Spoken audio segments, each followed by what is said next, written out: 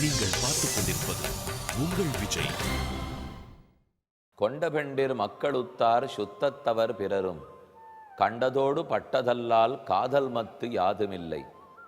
எண்டிசையும் கீழும் மேலும் முற்றவும் உண்டபிரான் தொண்டரோமாய் உய்யலல்லால் இல்லை கண்டீர் சரணே. நம்மாழ்வாருடைய அழகான பாடல். ஆழ்வார்கள் பெருமானுடைய பக்தியிலே ஆழ்ந்தவர்கள். அந்த பக்தி கொடுத்த உற்சாகத்தாலே, பக்தி கொடுத்த புத்துணர்ச்சியாலே தங்கள் வாழ்நாளையே ஆனந்தமாக கழித்தவர்கள். நாம் சோர்வடைகிறோம், பழரசம் அருந்துகிறோம், புத்துணர்ச்சி அடைகிறோம், சோர்வடைகிறோம், சற்றே ஓய்வெடுக்கிறோம், தூங்குகிறோம், மறுபடியும் புத்துணர்ச்சி பெறுகிறோம். அதே போல பெருமானுடைய குணங்களை அனுபவித்தால் உடனுக்குடன் புத்துணர்ச்சி ஏற்படும்.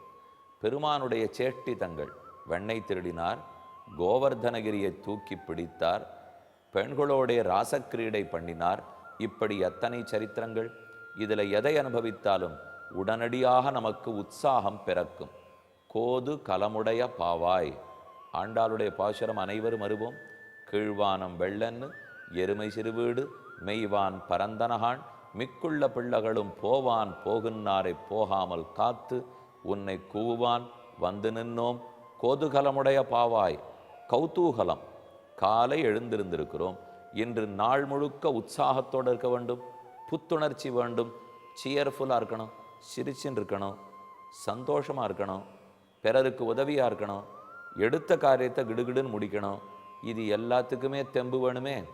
காலை எழுந்திருந்த உடனே சோர்வு, தூங்கி எழுந்திருக்கிறச்சேவே கண் அழுத்தி தின்னா அப்புறம் நாள் எப்படி ஓடும்? இனிமே ராத்திரி 10 மணி வரைக்கும் நாள் ஓடணும், நாம ஓடணும். அது பெருமானுடைய கைங்கரத்தில் ஓட வேண்டும். அப்போ இத்தனையும் வேணும். சோர்வை எதிர்கொள்ள வேணுமானால் அதற்கு ஞானமும் பக்தியும் ஒரு சிறந்த கருவிகள். ஞானம் வளர வளர சோர்வு பறந்து போடும். பக்தி பண்ண பண்ண சோர்வு கிட்டக்கையே வராது. ஏனெனில் நாம் ஏன் ஒரு செயலில் சோர்வடைகிறோம்? அந்த செயலை பண்ணுறதுக்கு ரொம்ப பிடிக்கலை. அதனால தான் மொனாட்டனஸ் வேலைன்னு சொல்லுவோம், போர்டம்னு சொல்கிறோம். ஒரு வேலைக்கு போயிட்டோம், அதுலேயே ஜாப் ரொட்டேஷனை பற்றி சொல்கிறார்கள் இல்லையா? நாம் ஒரே வேலையில் 20 வருஷம் உட்கார்ந்தோம்னா போர் அடிச்சு போய்டும். அதில் ஒன்றும் உற்சாகமே இருக்காது. மனுஷன் பண்ணத்தையே எவ்வளவு நேரம் திரும்பி பண்ணுவார். உலக விஷயத்தில் அந்த மாதிரி பண்ண முடியாது. அதே வேலையை பார்த்துட்டு நம்மளை திரும்ப திரும்ப ஒரு எந்தூசியாஸ்டிக்காக இருக்கவே முடியாது. ஆனால் பகவத் விஷயம் நேர வேறே. பக்தி பண்ண பண்ண மேலும் மேலும் அது நம்மை ஈடுபடுத்தும். இன்னும் செய்ய வேண்டும். ஆனந்தமாக இருக்கே. ஒன்றும் பெரிய பொறுப்பு, உலகை காக்கும் பொறுப்பு என்னதல்ல. நான் ஒரு 10 நிமிஷம் என்னால் முடியல நீ குறைச்சலாக பண்ணிவிட்டாலும் பெருமாள் உடனே தண்டனை கொடுத்துட போகிறதில்லை, பர்மிஷன் கேட்கணுங்கிற தேவையில்லை, லீவ் போட வேண்டிய தேவையில்லை, ஒன்றுமே இல்லையே. அப்புறம் சேலரி கட்டு கிடையாது, சேலரியை குறைச்சிட மாட்டா, வேலை போயிடுமோங்கிற பயம் இல்லை. இது இத்தனை பயமும் உலக மார்க்கத்தில் உண்டு. ஆனாலும் அதன் பின்னே ஓடுகிறோம். பெருமானிடத்தில் சற்றே கொஞ்சமாக நேரம் ஒதுக்குகிறோம். எதனால்? இவ்வளவு பெரிய கேள்விக்குறி. நீ காலங்கார்த்தால் நம்ம ஒரு முக்கியமான கேள்விக்கு பதில் தேட போகிறோம். எதன் பின்னாலேயோ ஓடிக்கொண்டிருக்கிறோமே. எதனால்? எதன் பின் ஓடுகிறோம்? எதற்காக ஓடுகிறோம்? எவ்வளவு நாள் ஓடப்போகிறோம்? மற்றொரு புறத்தில் எதன் பின் ஓடி இருக்க வேண்டும்? எப்படி ஓடி இருக்க வேண்டும்? எத்தனை நாட்களுக்கு ஓடி இருக்க வேண்டும்? 2 கேள்விக்கும் பதில் தேட வேண்டும். அதைத்தான் சொல்லுகிறார். பணத்தின் பின்னேயா, குணத்தின் பின்னேயா? இந்த 2இல் எதன் பின்னே ஓட வேண்டும்? உங்களுக்கு உடனே தோணும், சுவாமி இவர்கள் சொல்லியிருக்கிறவா யாரும் பணக்காரர்கள் அல்லர்கள். வேதவியாசரிடத்தில் சல்லி காசு கிடையாது. வால்மீகி அதுவே இல்லாமல் திருடி குடும்பத்தை காப்பாற்றி கொண்டிருந்தார். சுகாச்சாரியர் பணக்காரரா? ஒன்றும் அவர்களிடத்தில் இல்லை. இல்லாதவர் பேசுகிறார். பணம் இல்லை, அதனாலே புறத்தியார்கிட்ட பணம் இருந்ததுன்னா பொறாமையாக இருக்கும் போல் இருக்கு, நீங்களும் விட்டுடுங்கோ நீங்களும் விட்டுடுங்கோன்னு சொல்கிறார். பணம் இருந்தால் தான் அது அருமை தெரியும். பொருள் இல்லார்க்கு இவ்வுலகில்லை, அருள் இல்லார்க்கு அவ்வுலகில்லை. ஆகவே இவர் என்ன பணம் வேண்டாம்னு கூறுகிறார்? அவரிடத்தில் இல்லை, அதனால் கூறுகிறார் போலும். இருந்தால் இவரும் கூறமாட்டார், நன்கு அனுபவிப்பார். இது முதல் குற்றச்சாட்டு. இதை போல் நாம் பல பேரிடத்துல சொல்லியிருக்கோம். அவருக்கு வந்தால் தெரியும் அந்த கஷ்டம். அவரிடத்துல பணம் இருந்திருந்தால் இந்த மாதிரி பேசியிருக்க மாட்டார்.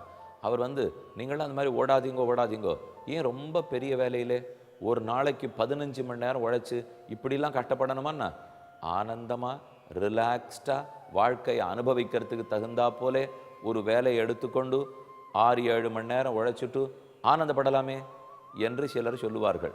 நாம் உடனே அவளை பற்றி நினச்சிப்போம், இவருக்கு உயர்ந்த வேலை கிடைக்கல, அதனால என் வேலையை குற்றம் சொல்கிறார் போல் இருக்கு.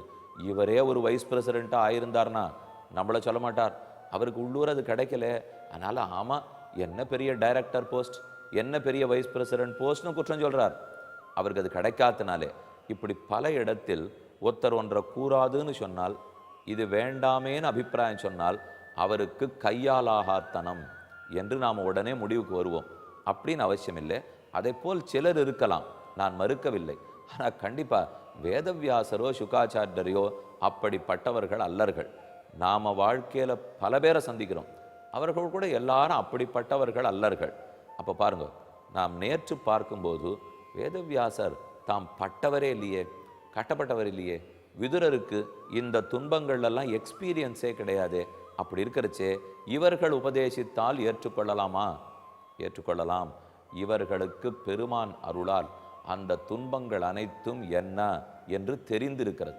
நம்மாழ்வார் புளிய மரத்தடியிலே உட்காண்டிருக்கார். பகவான் அங்கேயே அவருக்கு மயர்வர மதிநலம் அருளினார். அவர் கண் முன்னால் அனைத்தும் தெரிகிறது. தேரையில ஓடுற மாதிரி உலகத்தினுடைய கஷ்டங்கள் புரியறது. ஏன் வால்மீகிக்கு ஹசிதம் பாஷிதஞ்சைவ கதிர்யாயச்ச சேஷ்டிதம் தத் சர்வம் தர்மவீர்யேண யதாபத்து சம்பிரபஷ்யதி. வால்மீகியினுடைய ராமாயணத்தில் இந்த ஸ்லோகம் உள்ளது. ராமனுக்கு ராஜ்யம் கிடைத்தாகிவிட்டது. அப்புறம்தான் வால்மீகி ராமாயணத்தை எழுத ஆரம்பிக்கிறார். ஒரு துளி, ஒரு சின்ன நிகழ்வு கூட விடாமல் ராமாயணத்தில் அனைத்தையும் எழுதுகிறாரே, எப்படி தெரிந்தது? மேலும் அவர் ஆசிரமத்தில் அமர்ந்து கொண்டே எழுதுகிறாரே, எப்படி தெரிந்ததுனால் பெருமான் அருளால் மனத்திரையில் அத்தனையும் தோன்றுகிறது. அப்போ எவ்வளவு துல்லியமாக இருக்கும், எத்தனை தெளிவாக இருக்கும். ஆகையால் தான் நாம துன்பத்தை புரிஞ்சுக்கிறதுங்கிறது ஒரு விதம், தப்பாக கூட புரிஞ்சுப்போம்.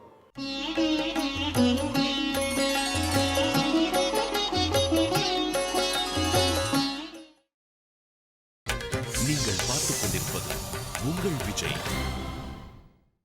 இப்போ ஒரு மனுஷனை நம்ம ஜட்ஜ் பண்ணணும், அவரை பற்றி ஒரு ஒப்பீனியன் ஃபார்ம் பண்ணோம்னா சரியாக ஃபார்ம் பண்ணுவோமா தெரியாது.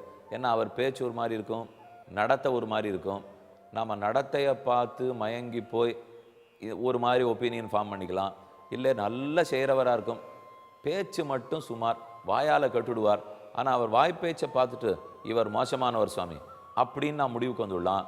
ஏன்னா இது என் ஜட்ஜ்மெண்ட், என்னோட ஜட்ஜ்மெண்ட்டை வச்சுன்னு இவர் எப்படிப்பட்டவர்னு தெரிஞ்சுக்கிறேன். ஆனால் ஒருத்தர் எப்படிப்பட்டவர்னு வியாசர் எப்படி தெரிஞ்சின்றார், வால்மீகி எப்படி தெரிஞ்சின்றார்? பெருமான் அருளாலே அவர் காட்ட தெரிந்து கொள்ளுகிறார்கள். நம்மாழ்வாரும் பெருமான் காட்டி கொடுக்க தெரிந்து கொள்ளுகிறார். ஆகவே நமக்கு நம்ம துன்பங்களை பற்றி தெரியறதை விட ரிஷிகளுக்கும் ஆழ்வார்களுக்கும் நன்றாக தெரியும். ஏன்னா உண்மையா பெருமானே இதுதான் லோகத்தின் துன்பம், நீர் எடுத்து சொல்லும், உபதேசித்து திருத்தும், இது இவனிடத்தில் இருக்கும் துன்பம், உபதேசித்து திருத்தும்னு சொல்லுகிறார். ஒரு ராமாயண கதை முழுக்க முடிந்த பிற்பாடு மனத்திரையில் பார்த்த வால்மீகியாலே நம் கஷ்டங்களை பார்க்க முடியாதா? ஒரு பாரதத்தை முழுக்க தானே பார்த்து எழுதின, ஒரு இடத்தை விட்டு வியாசர் அசையலை. பதரிகாசிரமத்துக்கு மேலே மானா, அங்கே தான் வேதவியாசருக்கு குகை. அந்த குகையில் அமர்ந்து கொண்டு எழுதுறார் 1.25 லட்சம் ஸ்லோகம் எழுதியிருக்கார்.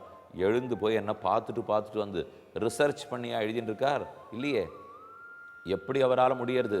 பெருமான் காட்டுகிறான், அதனால் அவர்களால் இயலுகிறது.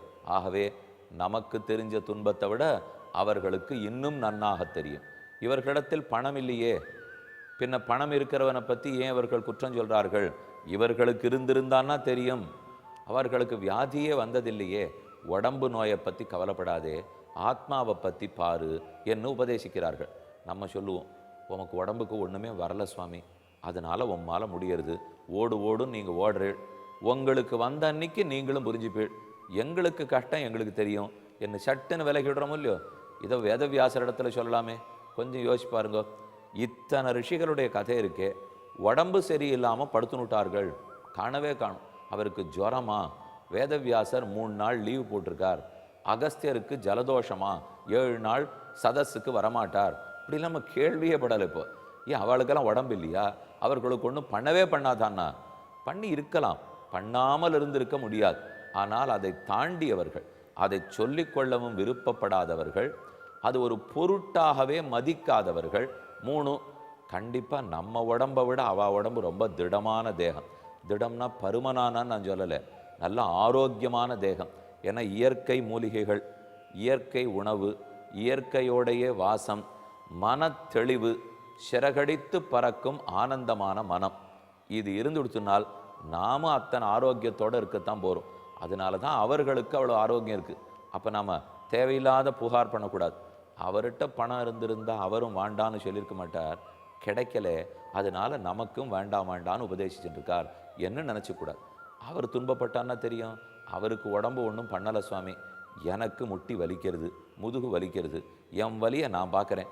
வேதவியாசருக்கு வலிச்சா என்ன, வலிக்காட்டா என்ன? இவர் யார் என்ன பார்த்து தேகத்தை பார்க்காதே ஆத்மாவை பாருன்னு சொல்ல என்ன நாம் நினச்சிக்கலாம். அவருக்கு முட்டி வலி கிடையாதே தவிர முட்டி வலி தெரியாதுன்னு நினச்சக்கூடாது. தயவுசெய்து வித்தியாசத்தை புரிஞ்சுங்க. வியாசருக்கோ வால்மீகிக்கோ ஆழ்வார்களுக்கோ அவரவர்களுக்கு முதுகு வலி இல்லை, அவரவர்களுக்கு முட்டி வலி இல்லை. அது கூட இருந்திருக்கும், கொஞ்சமான இருந்திருக்கும், ஆனால் அதை பொருட்டாக அவர்கள் மதிக்கவில்லை. இது ஒன்று. ரெண்டாவது சொல்கிறேன், இப்போ அவர்களுக்கு முட்டி வலி இல்லை உண்மை, முதுகு வலி இல்லை உண்மை, ஆனால் அது இருக்கிறத பற்றி தெரியும், இருக்கிறத பற்றி புரியும். நமக்கு அந்த தேகம் என்ன நோய் படுறதுங்கிறது அவளுக்கு தெரியும். எப்படி தெரிஞ்சதுன்னா, அதான் மொத்தத்தையும் பகவான் காட்டி கொடுத்துருக்காரு. இதுதான் உலகம், இது நல்லது, இது தீயது, இதை பார்த்து நல்லத்தை வளர்த்து விடு, தீயதை நிறுத்து, இதுக்காகத்தான் உனக்கு படைப்பு கொடுத்துருக்கேன் என்ன பெருமான் ரிஷிகளிடத்தே கூறுகிறார். ஆகவே அவர்கள் ஒன்றும் தெரியாமல் உபதேசம் பண்ணலை, தெரிந்து தான் பண்ணியிருக்கார்கள். நம்ம முதல்ல நம்ம வீட்டு கதவை நன்னா திறந்து வச்சு, தெரிஞ்சவர் ஒருத்தர் வரப்போகிறார், எனக்கு சொல்லிக் கொடுக்க போகிறார். நம்ம நல்ல சங்கீத வித்வான்னு வச்சுங்க.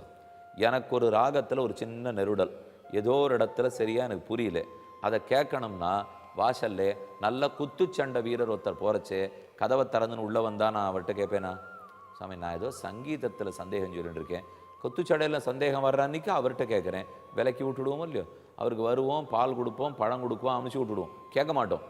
அதை போல் இப்போ என்ன நினச்சிட்டு இருக்கோம், வியாசரும் வால்மீகியும் என்றோ இருந்தார்கள், ரிஷி வாழ்க்கை வாழ்ந்தார்கள். அவர்களுக்கு எங்கே என் துன்ப இன்பங்கள் தெரிய போகிறது நினைக்கக்கூடாது. நம்ம விட நம்மளை பற்றி அவளுக்கு தான் சரியாக தெரியும். இன்னொன்று யோசிச்சலா, ஒரு கணத்துக்குள்ளேயே இருக்கிறவனுக்கு வெளியில் வர்றதுக்கு வழி தேட முடியாது. வெளியில் இருக்கிறவன் தான் நிதானமாக யோசித்து உள்ளே இருக்கிறவனை வெளியில் தூக்கி விட முடியும். அதே போல் துன்பக் கிணற்றுக்குள்ளே நாம் இருக்கிறோம், நம்மால் அதுக்கு மேலே யோசிக்க முடியாது. எதை யோசித்தாலும் கழிவிறக்கம் வந்துடும். நம்ம மனசு தானே ஒரு துக்கப்பட ஆரம்பித்து, ஏற்கனவே கணத்தில் விழுந்துட்டேன், துளி ஏறப்போனால் திரும்ப பிடிச்சி இழுக்கிறது, பக்கத்தில் மண் சரிஞ்சுட்டே இருக்குது. அப்போ மனம் எவ்வளவு பலகீனமாக படும் தெரியுமோ, முயற்சிக்கே ஒத்துழைக்காது. அப்போது மேலே இருக்கிற ஒருத்தர் இந்த துன்பத்தில் இல்லாத ஒருத்தர் கயத்தை போடணும், இல்லை கீழே குதிக்கணும், அப்போ தான் கீழே இருந்து நம்மளை மேலே தூக்க முடியும். அதனால் தயவுசெய்து நாமே முயற்சி எடுத்து மேலே வந்துடுவோம். இவர்கள் சொல்லதெல்லாம் கேட்டு என்ன லாபம் நினைக்க வேண்டாம். அவர் பணக்காரர் இல்லை, அதனாலே நம்மளையும் பணம் வேணாம் வேணான்னு சொல்லிட்டு இருக்கார். பணம் இருந்திருந்தால் அவர் பண்ணியிருப்பாரா? அவருக்கு உடம்புல வியாதி படுத்தவே இல்லை, அதனால் என் உடம்பை பற்றி கவலைப்படாதேன்னு சொல்லியிருக்கார். அவர் உடம்பு வர்ற அன்னைக்கு அவருக்கு தெரியும். இந்த புகார்களெல்லாம் தயவு செய்து விட்டுடுவோம். அவர்களுக்கு என்ன பண்ணுறதோ பெருமான் வந்து காட்டியிருக்கிறார். அதனாலே அனைத்தும் உண்மையாக புரிகிறது. நம்மை காட்டிலும் அவர்களுக்கு உண்மை புரிகிறது. அப்படிப்பட்ட வேதவியாசர் விதுரர் மூலமாக அழகான ஸ்லோகம் கூறுகிறார்.